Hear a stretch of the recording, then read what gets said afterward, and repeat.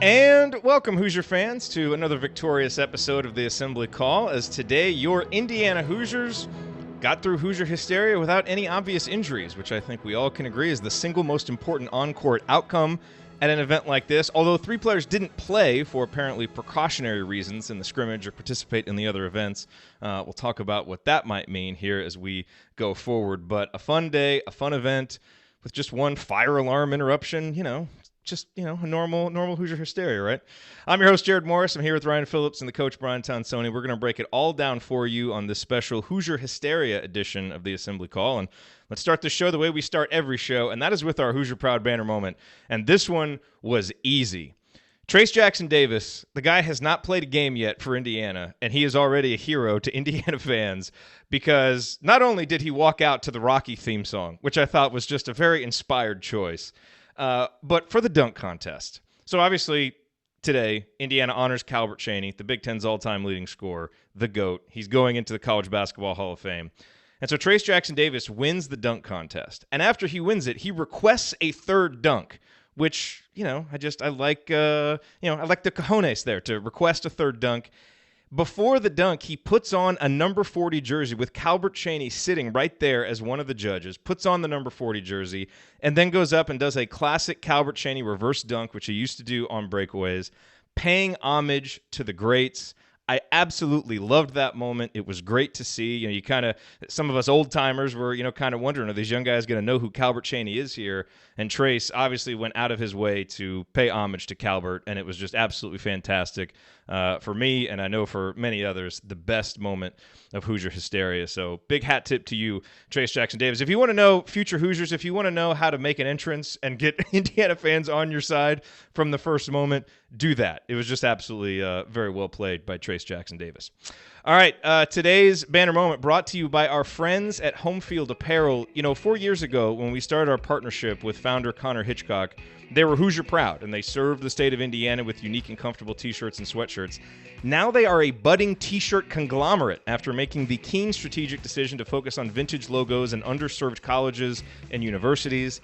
And of course, you would expect nothing less than a brilliant decision like that from a Kelly School grad. So Homefield now has items for 67 different schools, 12 of which are Indiana schools. Yet despite their massive expansion, the school with the most apparel, that sells the most gear, and that will always be nearest and dearest to Connor's heart is, of course, your Indiana Hoosiers, which is why you should go to homefieldapparel.com today and check out their IU collection. You can get the vintage Bison logo hoodie or t-shirt, a longtime favorite here on the show. I think Coach might actually be wearing it right now as we talk. You can check out all of their shirts of the week that they've released during this year's IU football season, including this week's splendid Homecoming 69 design, or you can peruse all of the other classic IU basketball designs that they have. The bottom line is that you need to visit the site, pick up some items for yourself and as gifts for the IU fans in your life, and you need to use the promo code ASSEMBLY20, ASSEMBLY20 at checkout when you do it. That will get you 20% off your next order. That's promo code ASSEMBLY20, a little bit different than last year, ASSEMBLY20 at homefieldapparel.com for 20% off your next order. All right, well, it is time to move the ball, find the open man, and get some opening thoughts from the rest of our team on today's Hoosier Hysteria festivities. And Ryan, we will go to you first. Your rant on Hoosier Hysteria. I think we should not do a show after Hoosier Hysteria. That's my rant. Great way to start the show. I mean, we've done this every year, and every year I find myself scrambling for things to talk about because there's absolutely nothing to talk about. I mean, there's cool little moments. I think a 5-minute review is really all we need to do. Can we just do 15 minutes on Jerome Hunter's turnaround jumper? Yeah, there you go. That's right up the Jerod Morris alley right there. Any turnaround jumpers at all.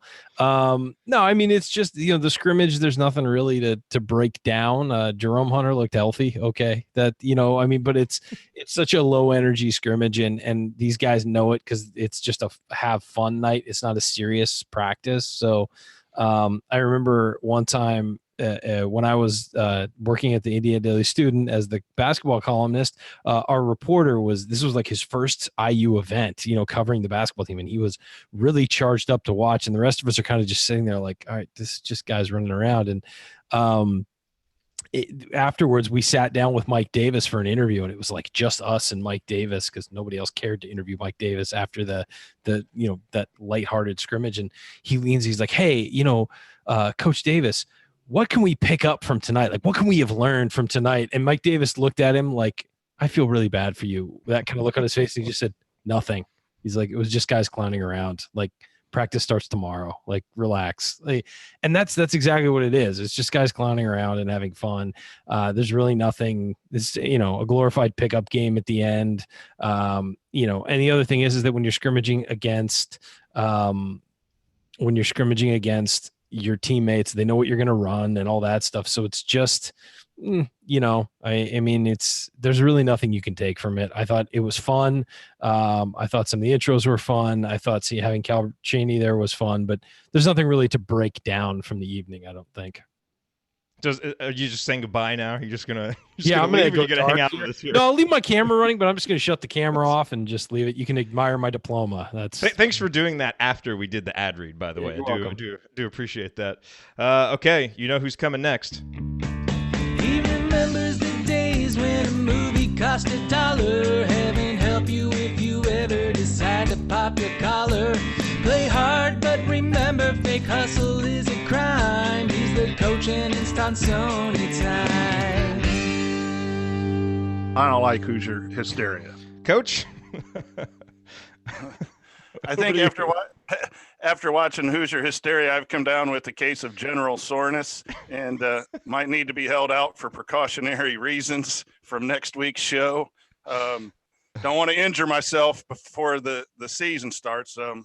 On a serious note, how about the look on Coach Roberts' face when he walked out? I mean, this was a fun night and he still was locked in. So I might be trying to get into the Coach Roberts fan club presidency because, you know, I think what we heard about him being a tough-nosed guy was kind of serious. So I noticed that. I did like the Rocky theme. And, you know, I was a little bit excited when the fire alarm went because then I thought they'd have to just go to Cook Hall and practice. And I thought that might, you know, be a little more beneficial. Now, it's good to see the guys out there, and especially – the new guys. And, you know, it was a fun night, but Jerome Hunter out on the court and just showing some of the skills that he might be able to bring to the game was probably the highlight of the night.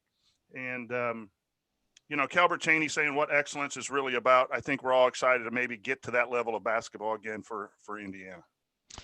Yeah. You know, look, I think, Ryan, you make some good points about how you don't want to, you know, take too much from this. I think, you know, for most of us, hard. You know, no, and that's why obviously, and look, you know, during the scrimmage, your two, you know, starting guards, Devontae Green, Rob Finney, aren't there. So, I mean, you're not going to be able to take much from that. But, you know, I do think probably the biggest, you know, basketball, you know, storyline coming out of this is just seeing Jerome Hunter play basketball. Like I take it as a really good sign that 3 players were held out for precautionary reasons after the first week of practice, and Jerome wasn't one of them. You know, I mean, that I was kind of wondering if they were just going to hold him out from this, but that, you know, that really shows that everything that we've heard about him being cleared and ready to play like this.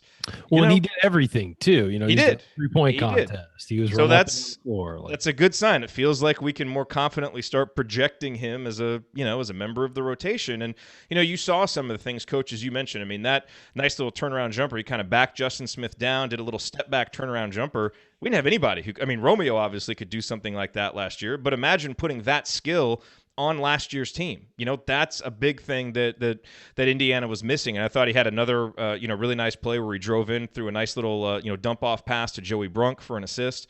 So that is, I think, the one little teeny tiny thing, if you want to take anything from the scrimmage, is that Jerome Hunter was just out there running around, looked good, looked skilled, kind of looked like the guy that we've been talking about. And I think looked natural too.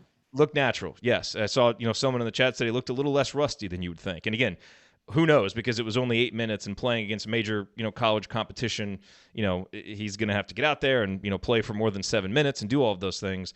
But, Coach, I was at least encouraged to see that, and I think all IU fans can be encouraged to see that. Well, you know, Ryan was right. You can't really tell a lot about offense, defense, rotations, this and that, but you can tell skill. And he came out and displayed he was not afraid to shoot early. He didn't hit in the scrimmage, but I thought his shot in the 3-point shooting competition looked okay. Not great, but okay. And then he had a little crossover, a little hesitation move on one of his drives. And so the ability to drive as well as shoot.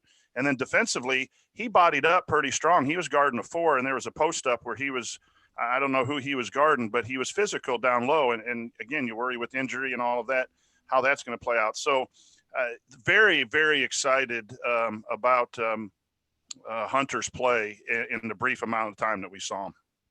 I saw Kent asked who was held out of the scrimmage. So it was Devontae Green, Rob Finney, and Deron Davis that were held out, not just from the scrimmage, but from all activities. And there was a release that was sent out, right before all the activities started that said, it's precautionary reasons. We exited the first week of practice without any major injuries. I think Coach mentioned they might have, said on the broadcast that it was general soreness.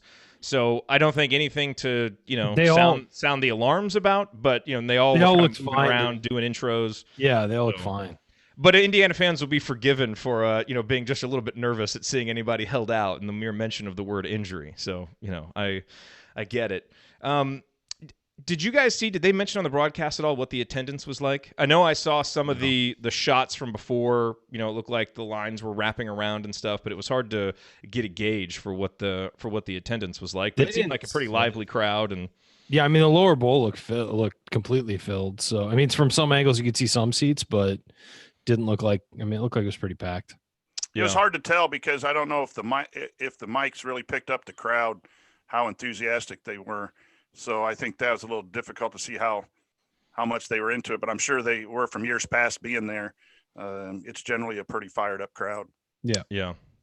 Okay. You know what I learned today? I learned that Calbert Cheaney is coaching in the G League. I didn't know that. You didn't know that? The College Park Skyhawks. It used to be the Erie Bayhawks. Now the College Park. And one of his. I think he's been coaching there for a few years now. Has he? And who one of his assistant coaches is? Sheldon Williams from Duke. Oh. One of his fellow assistant coaches, which that's a random connection there. Very nice. I think one of the things that's important about, just Calbert Cheaney being honored, period, is the most important thing. But then when he threw the support towards Archie, in a year that a lot of people are wanting to see what's going on, and there's some doubt creeping in after the first 2 years, that's if not, one of the greatest Indiana players of all time, saying that he supports Archie. And we just missed it. We had him in the program and we lost him. That was a shame and something that I wish could be rectified. And I'm glad he's where he's at, but it was really good to see him do that on behalf of Archie.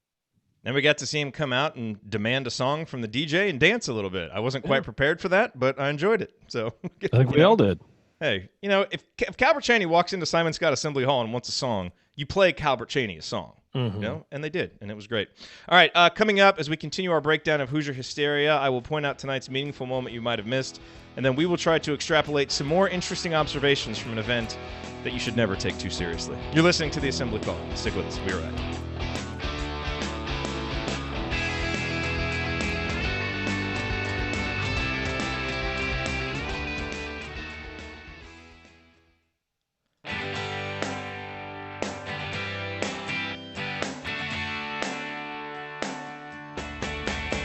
What's going on? It's Christian Wofford. What's the only thing better than an epic buzzer beater?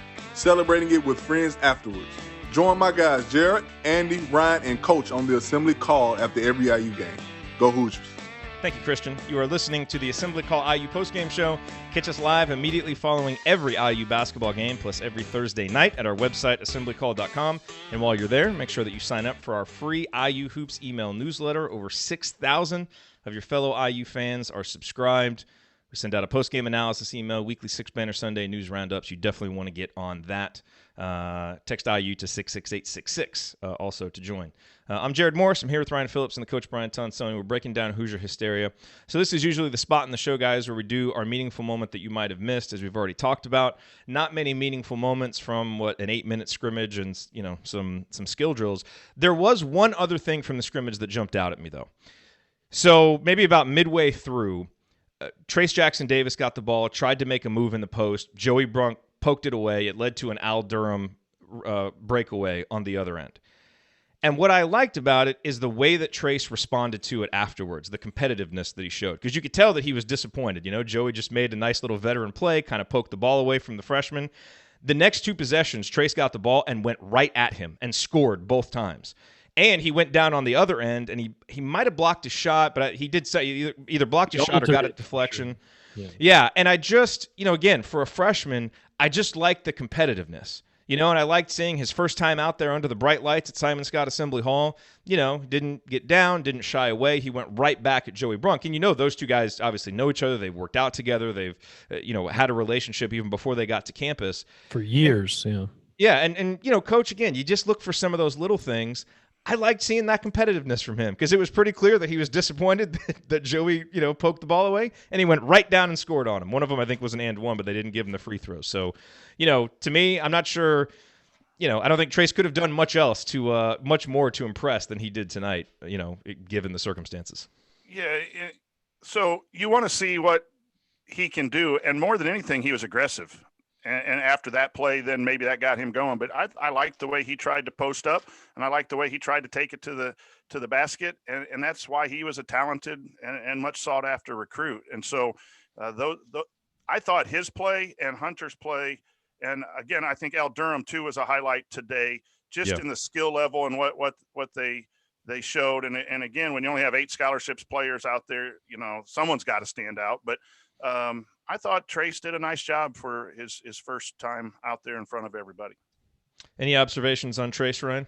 Yeah, I mean, you just look at he was moving real well for his. We know that about him, that he moves real well for his size and gets up and down the floor and things like that. So I mean, it was just confirming what we've already seen and what shows up on tape and all that stuff is that he's just a guy who could do a lot of things. He's real dexterous too. He can just kind of slide into certain spots, and I think that one of he tried a turnaround kind of jumper. I'm not sure if it went in or not, but what impressed me was just he was in the middle of the lane and kind of went really far to one side to try and bank it in, and just kind of I just think he looks like the guy we thought he was. He's a little bigger, a little stronger than he was in high school already, and I mean, again, not a whole lot you can take from it, but I think you're right that in a pickup game type atmosphere, the desire to kind of get it back after you get the ball taken from you and maybe, erase the memory in your mind of kind of not making the play you were thinking of. It's positive, of course. Do you have any problem with, I'm guessing it was Archie's decision to end the scrimmage, when they did. No, I bet you they were there on a clock of what time they need to get out of there to do some other stuff. That might be true. And with the fire alarm. That's why I think that the dunk contest was only 2 rounds instead of 3 rounds. I think a lot of people were thinking it was going to be 3 rounds, apparently, because other people were looking around and they each planned a third dunk. That was why. Okay, that's a good point. So I haven't seen that come up on Twitter, but that's a good point. Maybe now I don't know if there had to be something else in Assembly Hall or if they were off to go do some actual workout or something. But yeah, it looked like they were trying to cut the time down. That was my assumption from it. Okay, you may be right. That would make some sense. And especially when you think about how long that fire alarm was, it was about 5 to 7 minutes or so, and they cut the scrimmage by about 7 minutes. So. Yeah. And a lot of times in the past, I know that they've had workouts in the morning, a shorter workout, and they try to combine the time, whatever, of these two. So that would play into what Ryan's saying. And then also if there are some people that are just a little sore or general soreness or whatever, you're going to cut down on all the activities just so you don't get something, as I'm always concerned with Hoosier Hysteria. You brought them in to introduce and show the fans what's going on. And so let's get to it and get out. Ryan, one thing that I do want to talk with you about, and this was mentioned on Twitter a couple times, Damezi Anderson was in the 3-point contest, and he continues to have by far the most casual shot form I think I've ever seen. Now, it's really casual. He also he gets more rotation on the ball than anybody I think I've ever seen. I mean, he really gets good spin on the ball, but the trajectory of his shot is all over the place. And his hot, and he'll hit 3 or 4 in a row, but then he'll also airball them. And his shoulder. He winds up, with his shoulders facing like this towards the hoop. And it's nothing I would ever teach anybody or encourage them to look at and be like, oh, that's a good shot. It's not. There's nothing about it that's a good shot. It's casual. He doesn't snap his wrist. It's kind of like off to the side. His whole body shifts. He doesn't like leave the ground on his jump. Look, if that goes in, and I watched Damezi some in high school, he made it go in, but I just don't see how that is going to work long term. I hope I'm wrong. I really, really hope I'm wrong on that one, because I think that with his size, if he can really knock down shots, that's an asset. But it just feels like it's that same nonchalant, sort of look that we got last year, when you'd really like a guy like that to see how he played last year on the court and think, okay, let's get more, energetic, and let's get more, maybe tighter with our shot and tighter with our motions on the court. And it doesn't look like it was at all. He looks bigger, he looks stronger, all that stuff. But it just, as far as like the actual on-court work, it doesn't look like much has changed there. But again, not a lot you can take away in a situation like this. It just, that was my read on the situation. And I hope that whatever it is, they can figure out how to make that more consistent, especially, a guy like Matt Roth was in the building tonight, and that guy's got had a perfect jumper. It's like he needs to harness Damezi, just like, son, follow me, please. Coach, thoughts on Damezi? Damezi might be a guy that needs to shoot when wide open. I think sometimes, how's he going to get that shot off? But I'm really excited to see what he can bring. I think it's going to be off the bench a little bit, and I mean, I don't know if it goes in. That's a good thing for Indiana if he can hit threes and it goes in. But yeah, it is a weird looking shot. On the other hand, I thought Durham's shot looked really nice from the 3-point. We didn't get to see the other two guards. It did, yeah. But Al's just looked really soft, and it looked like it had enough arch on it where it was just hitting the rim soft, and his misses were soft too. So, that's obviously an area that Indiana has to get better, and those Damezi is going to be a big part of that if he can come off the bench and knock some down. What did you guys think of Archie Miller's comments? And there's one, in particular that stuck out to me. He said, our new guys have fit in seamlessly. Our older guys have done a really, really good job of communicating, working together. This team can be special this year. It can be really, really special. Sometimes I feel like, you see coaches in situations like this, and they might try and downplay things a little bit. And, hey, it's going to take us some time to get going. And, Terry Morin even did that. Basically said, hey, stick with us when we're winning. Stick with us when we're losing. And Archie says this team can be really, really special. Do you think at all, Coach, that might be, a coach who understands the disappointment of last year and maybe some of the, the not so high prognostications for this year, and wants to kind of pump things up a little bit and give his team confidence, give the fans confidence? It always kind of feels like coaches zig, based on how the expectations are zagging. They kind of go the other way. Is that how you read that? Here's what I read into that. I read into that he likes coaching this team. And one of the things that we talk about in the coaching world is, you select your team. Would you be happy with this team if it lost? If that means your guys buy in, they're your type of competitors. They're the guys that you want. I think that he's just comfortable with this group. And then that leads to being special. That's not promising a 1 seed or a 2 seed, but it's something that, yes, along the lines of not everyone's looking at this team as being a good Indiana team, but he knows deep down inside this is what he wants to build, and this is maybe that first foundational step in year 3. And I just think that's more of he's comfortable and he believes in what they're doing, and that they're going to surprise some people, the number of games of which no one can tell how many above expectations. But I wouldn't be surprised if Indiana exceeds the expectations that we're seeing and is an enjoyable team to watch even in those struggles. And so from the Evansville conversation that we saw and the Chicago media days, it just seems like Archie is enjoying the guys he has. And I don't think that he did that, had that the first 2 years. Ryan? I don't think Archie Miller is somebody who says things he doesn't believe. So I think that he truly does think this team can be special. Whether or not that's going to play out, I don't know. But I don't think he's a guy who would say this team could be special if he didn't truly believe it. I've never thought that Archie Miller was trying to sell us a product that he didn't believe in. So, I mean, I've never gotten that. A lot of college coaches are used car salesmen. They are, and they're constantly selling to recruits, to fans, to their bosses, to whoever, to their fellow coaches, everything. That is how you're a champion. I didn't mention him at all. I didn't. I hit that on accident. More general soreness just occurred. Yeah, but no, that's not an uncommon trait though among college coaches. Is they're constantly selling everything, and I've never felt like Archie was a guy who's selling you something. I haven't felt that, and maybe I'm naive in that way, but I feel like he's a guy who just kind of speaks plainly. Yeah, I agree with you. Anything else from the scrimmage? I know, Kent asked, how did Armon look in the scrimmage? I don't really recall. That kid can get up, is what he looks like. He can. Yeah, he looked good in the dunk contest. That's for sure. Did. Look confident out there. And nice. I watched him in high school. He's athletic, but not like that. Yeah, that's impressive. Well, that's why he won the what was it, the workout award for the first few weeks of the off season, or the end of the off season. So that maybe he's made some gains there. That Race Thompson was moving around okay, took a three, didn't make it. Cooper Bybee, he knocked down a 3-pointer, I believe, which was nice to see. What was interesting to me is seeing where Justin Smith was playing.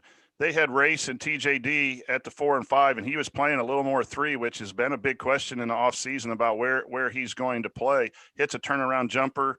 Is that just because of the scrimmage and the lack of guards? Maybe. But they very easily could have put him as a 4 on the white squad and balanced it out if he was going to be a 4. And then on the other side, Hunter kind of played 3 or 4, and you kind of got maybe a sneak peek. I'm going to go back and watch the film maybe for a film breakdown. I know Ryan's going to laugh at that, but just look at where did they play the post players and see if we can't get something out of that 8 minutes. I got the sense. I don't know that we can, but I got the sense from where they were playing Joey Brunk that they're planning on doing some high-low stuff, some free throw line and block stuff. Because Brunk was drifting a little bit around the free throw line, and I think that maybe they're not trying to show that much, but I think that's going to be something they're going to use. And I don't know if everyone wants to hear it because it's kind of like Virginia's old blocker mover stuff, but in the blocker mover scheme, there is high-low blocker mover where you have a guy on the block screening and a guy at that high post. And you want to go a little high-low, and then you have blocker mover with guys on both sides, and the ability to screen in, flare screen, step out. So again, I can't tell an awful lot from this, but it was interesting to see that both teams had 2 posts out on both sides. So. Right, and the way I would say that Archie would be different than. I don't think he would ever go full into the blocker mover type thing. And the reason why is because he seems to be a guy who wants everyone to touch the ball. And in blocker mover, you're not supposed to touch the ball if you're a screener. You don't ever touch the ball if you're a screener, unless you're under the hoop by yourself. You get the ball and you can lay it in. But other than that, so I think that he might do a modified version of that, exactly what you're talking about, where there are guys who are designated screeners on either side or high-low. But I just could never see him going full off into it. Where you're right on that is like if Hunter's a 4, he can set a screen, step out, and now he can drive and he can shoot the 3. So that would be the way to modify. You'd be wasting his talent. Players. He would kind of play like the DeAndre Hunter role almost that Hunter played at Virginia. Yeah, so it's going to be interesting, and I'm not. But they're going to play 2 posts, it looks like, and then Justin might be a 3. And if do you put who's the other 3 with him? Is it Hunter that plays the 3 some too? So it looks like Indiana's really going to be big. Again, not looking too much into an 8-minute scrimmage. I mean, it certainly seems like Jerome Hunter is going to play as many minutes as his body allows him to, and as his just reacclimation to playing high-level basketball allows him to, because he just does stuff that no one else can do. With his height, with his shooting ability, with his ability to go inside and out. He's a good passer. He can defend. I mean, that to me, like, if he's healthy, if he's ready to go, like, you build lineups around him. You don't kind of plug him in at the end because, just of what he can do. So, that's why this was encouraging to see him out there. And I continue to want to temper expectations, because it's going to be an ongoing thing, it seems like with the leg condition and, but hopefully he's ready to go and, gets in game shape and can handle some minutes, especially by the time Big Ten play goes. So I just, it's really easy to get excited when you see that turnaround jumper and see some of the moves that he made today. But I would turnaround jumpers, man. You love it. Was a great. There wasn't much. It was a great play. It was a great play. Not as good as Jeremiah April's against Mississippi Valley State. No, nothing will ever be that great. That was the greatest turnaround jumper in IU basketball history. Last question for you guys about Hoosier Hysteria itself. Your thoughts overall just on the presentation, because we've talked about how this is really it's a recruiting and a fan event. What did you think of it? Last year they did the laser light show on the court, which was really cool. This year they had, the big screen and the players kind of came out on the stage and they ran down the ramp. What did you – but everything else was pretty much the same, throwing the shirts. I'm old and worry, so I'm constantly scared that someone's going to throw out their shoulder since they're not used to the throwing motion with the shirts. Yeah, they're also going to – Coach, you were thinking it too. Roll an ankle running down there. Right? I know. I just hold my breath. I want to just get out of this thing. Get out of this thing with everybody healthy. But what did you think about just the present? I mean, the fire alarm was ridiculous. That's, kind of embarrassing. But outside of that, what did you think of how they set it up? I mean, is this a step in the right direction for how we need to be doing Hoosier Hysteria? Yeah, Coach? I think I like the addition of the skills challenge. I would like to see more things like that where you just show off a lot of different things, and replace the dunk contest with some creative things. So that was a step in the right direction. I thought the stage idea was nice. This is for the recruits. This is for the fans. And I think that it meets that purpose. And so, it's surprising to me. It used to be a lot longer. And Archie's come in and seemed to really cut it back. And here we're going to go through some intros and a short scrimmage and get everyone out of there. 90 minutes, baby, in and out. Yeah. And so, you got to look at the purpose. And an old guy like me would rather be in Cook Hall practicing on a Saturday afternoon. But you got to understand. Doing shell drill. Bounce drill, absolutely. Man, nothing. You're not even joking. No shooting until after 4 passes. Nothing's better than the good old shell drill. Son, you got to dunk 100 tennis balls before I'll let you dunk a basketball. Like that. These practices are not designed for your enjoyment. Yeah, that's right. Exactly. But I do think it's moved in a better direction. And the other thing, though. And this is all honesty. I know we follow the men's program, but I'd like to see a little bit. If they're only going to go 8-minute scrimmage, add an 8-minute scrimmage for the ladies too. They've really done a good job of building that program. And for someone who doesn't see it an awful lot, that would be, I think, nice to get some fans and let them see and maybe be able to come to a women's game as well. So that would be my suggestion to add that if it's not going to be a fifth practice schedule, or let the ladies play a little bit. I agree with that. I think that's – and you know what? I'd be fine if they kept the men's scrimmage as just in 8 minutes. This was enough. Here's what I'll say. Enough to see. Add more like skills competition, fun like that, clowning around. Maybe do 3-on-3 on each half of the court or something like that, and make it so people can watch whatever they want. People can hang out. Maybe have some things going on in the hallway outside of the arena for the scrimmage portion, so people can go out and sign autographs or have the players rotate out or whatever and do 3-on-3 stuff. I mean, do something. I think the 5-on-5 full court scrimmage is stupid. I think they should get rid of it. It's just kind of pointless at that point. But I would love to see them actually. I want to watch them run a practice. Maybe. Yes, I would love to have it go back to that. Do some 3-on-3 and maybe some half court drills or whatever. Well, the guys who aren't on the court can maybe filter out and go sign autographs and take pictures with people. Then they filter in, the other guys filter out. The idea of a full court 5-on-5 scrimmage is stupid to me. I think that they should do more skills competition stuff. I don't think they should get rid of the dunk contest because I think a lot of people like going to see that. I think they should structure it a little differently, maybe make it faster and more interactive or something.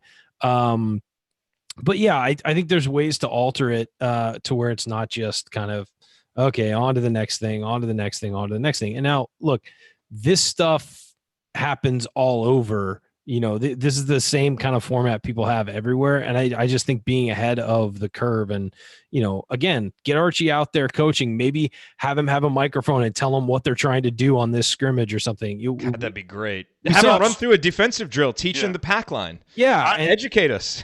I'd like to see Snoop Dogg. Where was Snoop Dogg? He was busy after last night. I thought that's what you did for these things. No, but I think that you remember that the preseason practice that they aired for IU and Tom Crean was there. Do something like that. Great. That was so great. Bring in a BTN guy, have him interview Archie about what they're doing with each step of a practice drill or something instead of just 5-on-5 running full court. The crowd wasn't really into it. It was just kind of, blasé. That's what I would. The crowd usually leaves. Yeah, for the scrimmage. In the past has left when the scrimmage starts. Yeah. And that's why they probably minimized it as well. Those are great ideas. I love all those ideas. I love getting, if you're going to scrimmage, have the women scrimmage, split it up, 8 and 8, let the women scrimmage. But I agree, Ryan. Let's shake it up and do some different things. But the more stuff that you could do that would actually simulate a real practice, the better.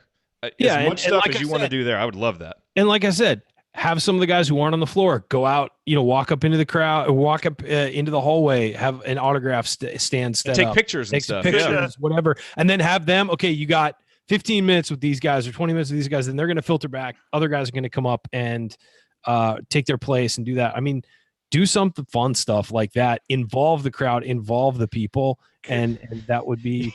Is it an NCAA issue or what? But if you had like 6 guys shooting 3-point contest, tie it to a section in the crowd to get like a free cheeseburger or something. No, I think that's a good idea. So like section F, steak. Section F is with Cooper Bybee, and he's out shooting the whole thing's going crazy for. I mean, you could if you could do that, take the video board budget and make it Yanko's Steaks. That would get everybody involved. Yeah, there you go.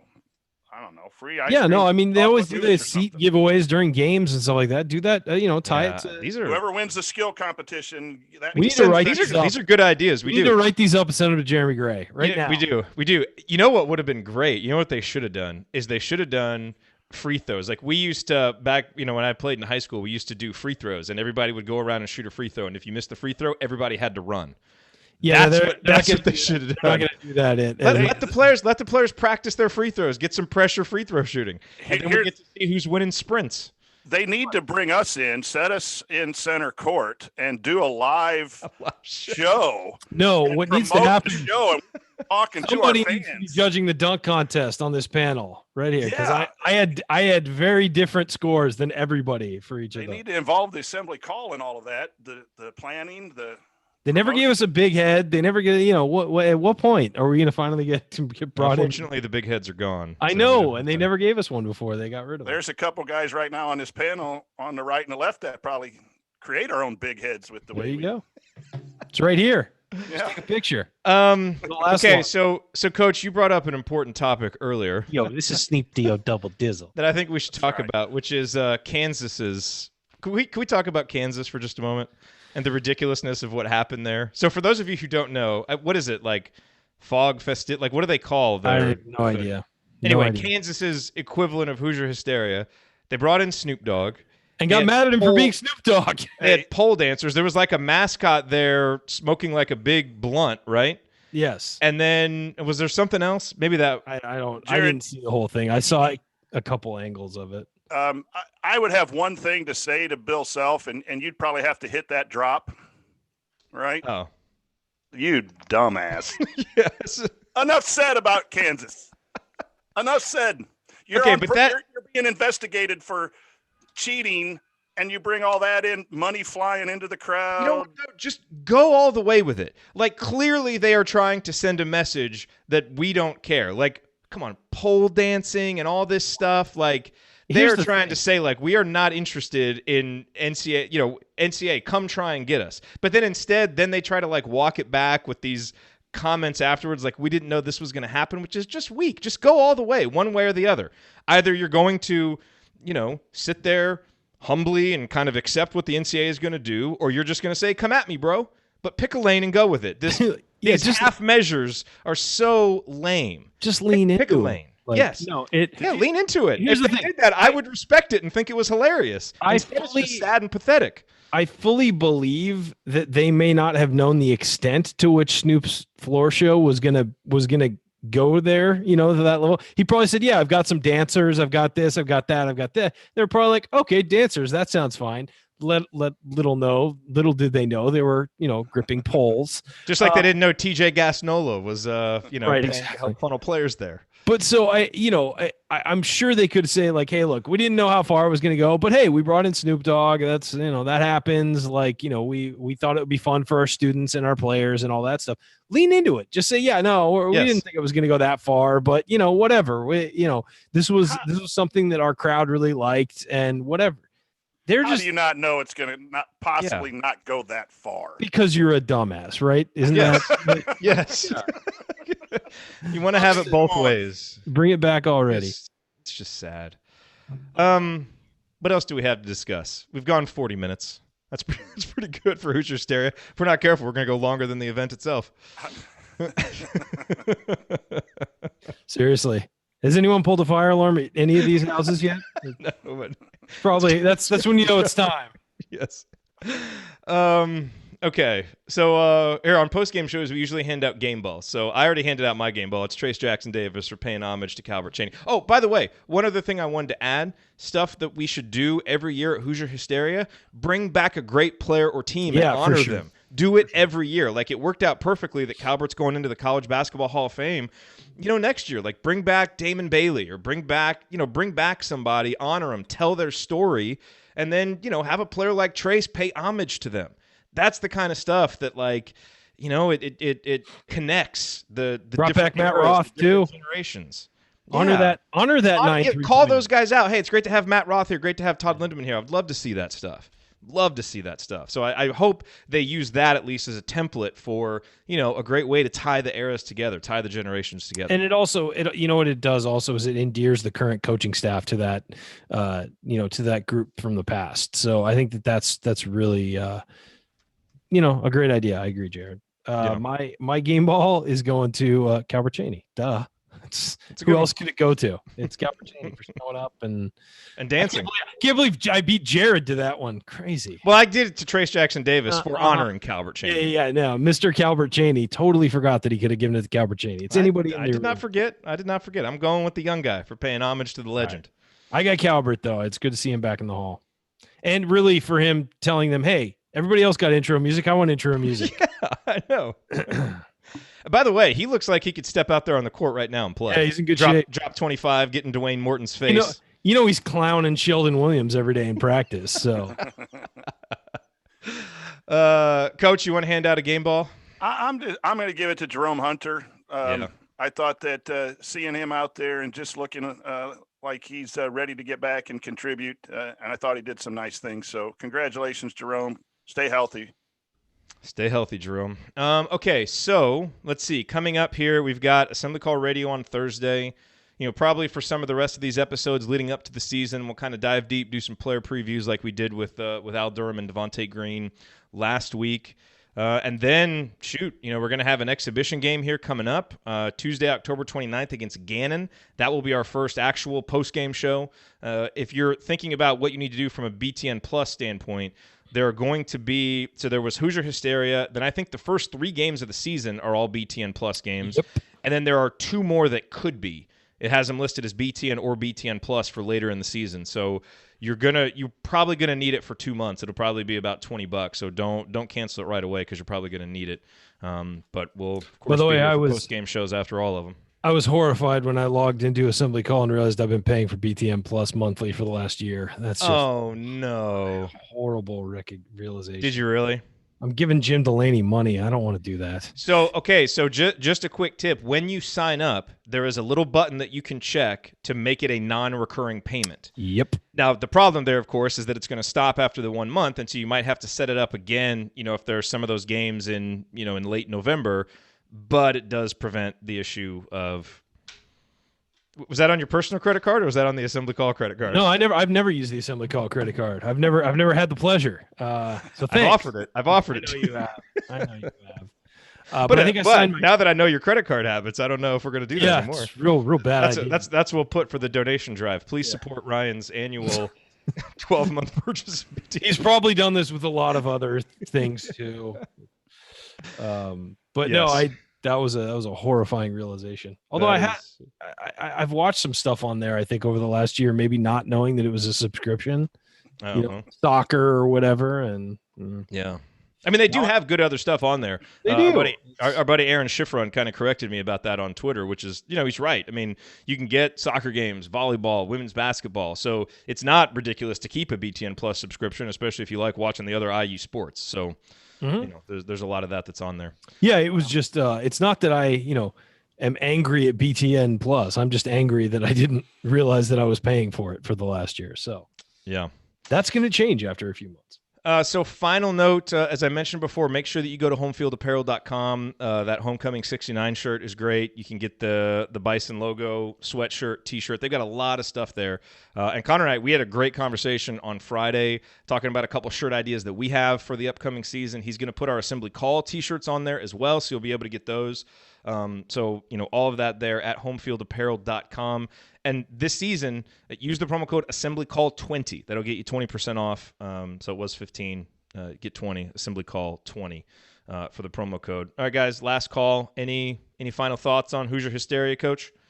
Yeah, just a shout out again to all the multimedia productions, the Cuban Center, whoever does all that, that's been added to social media and everything. And then again, to the student broadcasters, it's always tough when it's the first one. And then when you have a fire alarm drill in the middle and have to ad lib a little bit, that's always good experience. And I just think that they do a really good job, and looking forward to hearing them on the first couple of broadcasts. Shout out to Connor Hines, fellow San Diego boy. He's from, I believe he's from Carlsbad. He was a intern for the radio show, the morning show that I guest host on. And now he's doing BTN student broadcast for Indiana. So good job. Has anyone Connor. ever seen he and Michael Dugan in the same room? This should be. They look alike and they kind of sound alike. You should tweet that. See what happens. Create a discussion between the two. But yeah. By the way, congrats to Michael Dugan, who's got a good job out in Mississippi. Cover, I think in Biloxi. I think he's in Biloxi. Yep. Congrats to him. That's our boy. That's right. I feel like a proud papa. You hired him as an intern. It's. He did great work, man. He did great work. Did a lot of the post production for the show. So you didn't always see him on camera, but he did. And he was great on camera when he did it. He was. You always knew Michael was going to bring the hot opinions. He's not like Kansas basketball where he plays the middle of the road. The man he picks a side and he takes it, and I respect that about him.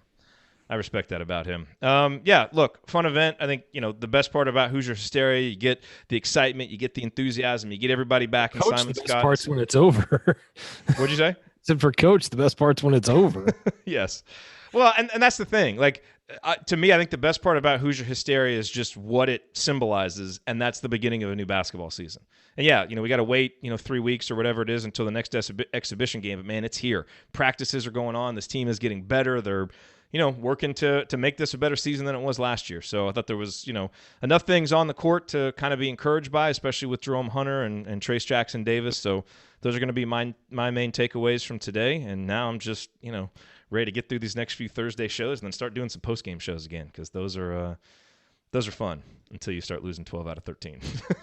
But hopefully we're not going to see any of that anymore this year. So, all right, that's going to do it for us on this edition of the Assembly Call IU post-game show. If you want to see us do the show live and be part of the live chat, make sure that you subscribe to our YouTube channel, youtube.com/assemblycall.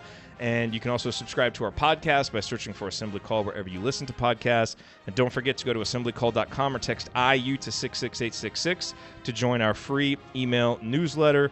Thank you for listening. Thanks to Bob Thompson for the music. We'll be back on Thursday. Until then. Take it from me, James Blackman Jr. Keep your elbows in, eyes on the rim, and get buckets. Go Hoosiers. Thank everybody for coming out. Yo, this is Snoop Dogg double dizzle. I want to thank the our listener on Twitter who reminded me of that drop, because I had totally forgotten about it. And he's like, "Hey, this Kansas story gives you the perfect reason to pull that drop back out." We should probably get rid of that one. I don't think so. That's a good one. Notice how there's never any Jerod drops. I know. I've got some. It's really hard to play drops of yourself, though. No, it's not. No, it is. It's hard to do. Hey, Coach has the ability. He's got the soundboard and everything. He can record. He can drop some of these in there. You don't record any of your own bad ones. I'm Ryan, not feeling good about tomorrow's because I do have all of that, the bells and whistles that Jerod has. I can record a show secretively. Yeah. Just doing system audio and then go back and cut a few. What is this one? Snoop Dio double jizzle. Oh, okay. So I've got one of myself doing that too. Okay, so but it is objectively, it's hard to play drops of yourself because typically you're playing drops like right after someone talks, but when you're talking, you can't really prepare it. Anyway, Ryan is perfect. I am. There's one for you, Randy Bottoms. So there's. I've got a few drops. I can do what LeBron can do. Don't know what the context was there. Taco Tuesday. Yeah, no idea what the context was. You do Taco Tuesday. All right. Thursday. It's a Saturday at 3:30. I'm getting out of here. What are we doing? I'm talking about Hoosier Hysteria. It's true. Yeah. It's 2.5 hours. I'll never get back. Good. Okay, so one of the upcoming Thursday shows we'll get Cam on, new intern Cam, so we'll talk on email, everybody's availability. Try and get Andy on this Thursday so he can give his Hoosier Hysteria hot takes. All one of them. Yeah, all one of them. All right, everybody. Thanks for being here with us. Good night, everyone. Go Hoosiers. Later, guys. We'll talk to you on Thursday. Adios. Adios.